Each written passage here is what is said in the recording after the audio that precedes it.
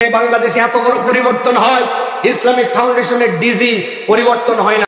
এইরকম জায়গায় আমরা যখন রিফর্ম করার কথা বলি, তখন নাকি উপদেষ্টার টেবিলে যে জনপ্রশাসন মন্ত্রণালয় যে সুপারিশ আটকায় যায়। 2 দিনের মধ্যে আপনারা আসছেন, এসে মনে করবেন আপনারা আপনাদের এই মতবাদ আমাদের উপরে চাপায় দিবেন। এত সহজ নয়। আমরা যদি ইনশাল্লাহ ফু দেই, তো এতগুলো ফু লাগবে না। সেন্সিটিভ বিষয়। বাংলাদেশে আপনারা দেখেছেন নতুন ভাবে একটা স্লোগান খুব চমৎকার করে দেওয়া হচ্ছে। এই দেশে আমরা আরাবিয়ান ইসলাম চাই না, তার্কিশ ইসলাম চাই না, পার্সিয়ান ইসলাম চাই না। আমরা কি চাই? ইন্দো ইসলাম। ইন্দো ইসলাম মানে কি?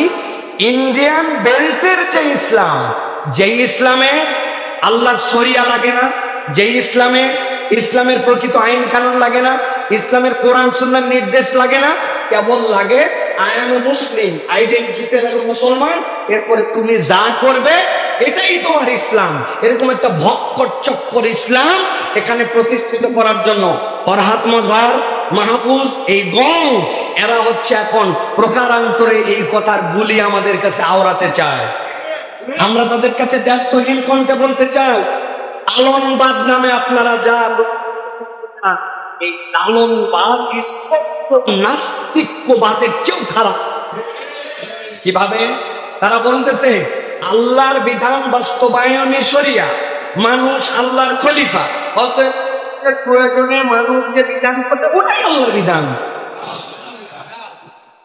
কি চমৎকার দলিল তাদের দিয়ে তারা বলতেছে আমরা এখানে ইন্দো ইসলাম প্রতিষ্ঠিত করতে চাই।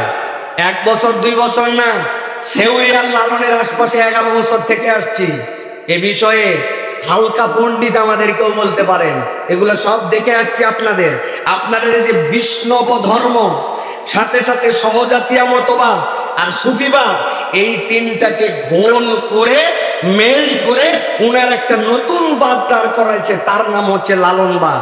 এই লালনবাদ হচ্ছে ধর্ম দর্শনের নামে একটা মিথ্যা বাউলিয়াপনা, ইসলামে যার ন্যূনতম স্থান নাই। ভালো করে বোঝেন, উনাদের বিভিন্ন ধরনের আচার আচরণ আছে। তার মধ্যে একটা হচ্ছে চারি চন্দ্রভেদ, অধর মানুষ, ত্রিবেণী, সাধন সঙ্গিনী, সহস্রদল পদ্ম। এগুলোর আবার আসন আছে। আসন কিরকম বলবেন? অনাহুতি চক্র, সাধন স্থান তাদের।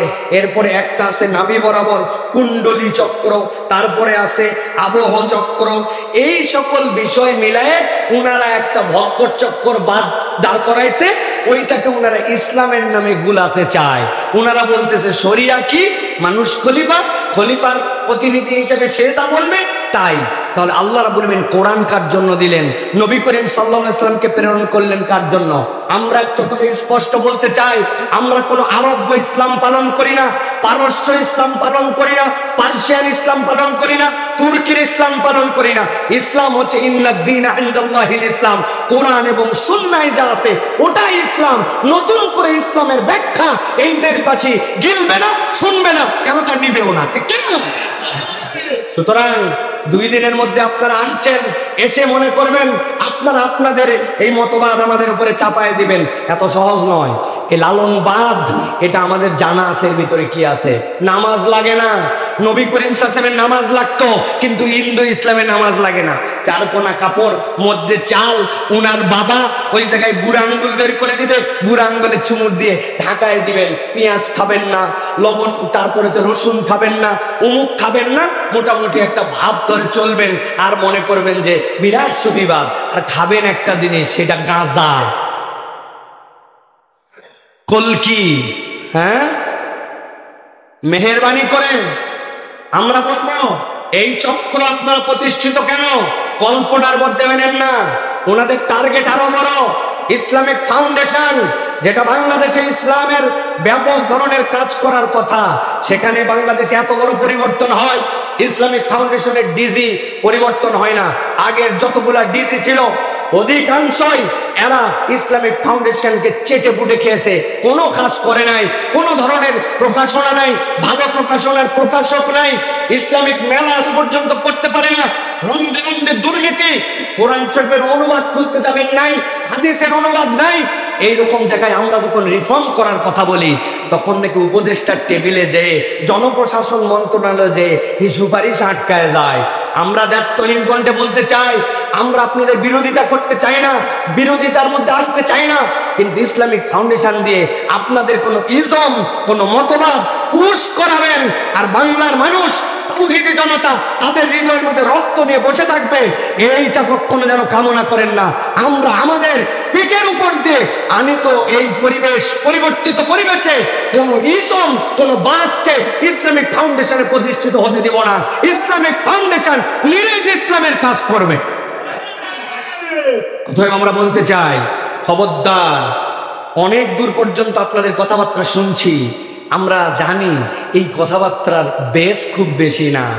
আমরা যদি ইনশাল্লাহ ফু দেই তো এতগুলা ফু লাগবে না, আপনাদের উড়ে যেতে এতগুলা ফু লাগবে না, কিন্তু আমরা কোনো এরকম কঠিন পরিস্থিতিতে যেতে চাই না। আশা করি আপনাদের শুভ বুদ্ধের উদয় হবে।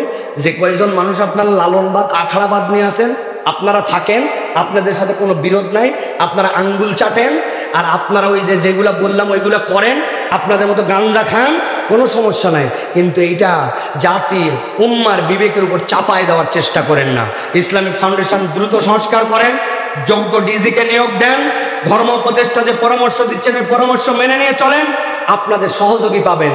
আর যদি আঙ্গুল ব্যাখ্যা করেন, আঙ্গুল ব্যাখ্যা করলে কি হয় এটা সকলেই জানে। আমরা ব্যাখ্যা করতে চাই না, আমাদেরকে বাঁকা করায় নিয়েন না।